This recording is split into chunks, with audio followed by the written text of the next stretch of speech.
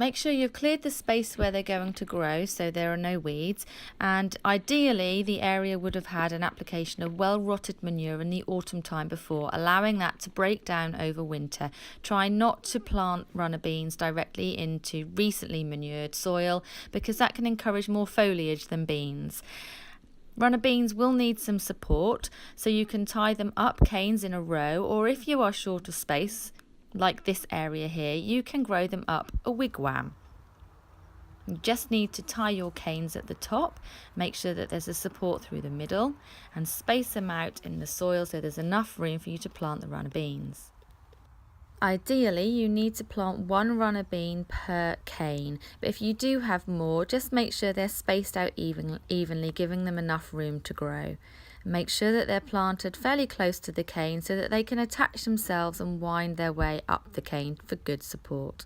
All you need to do is dig yourself a hole and place your hardened off runner beans, if you've grown them indoors, into the hole. Make sure you handle the plant carefully and make sure that they are close enough to that cane that they can attach themselves. And then, of course, fill the hole back in and firm the soil down well. Runner beans grow really well in pots, so you can do exactly the same as this in a pot. So you insert your canes in a wigwam shape and grow your runner beans up those canes.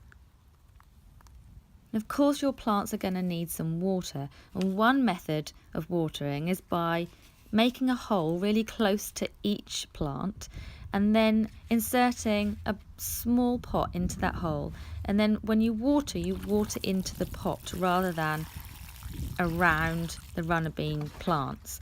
And this allows for really slow soaking in the water into the soil, which means that that water gets to the roots of each plant. Many people do this method and it is a really good way of watering, but if you are going to be able to water each day throughout the summer or when needed, then you don't need to do that. But it is a good way of ensuring that the roots absorb the water needed.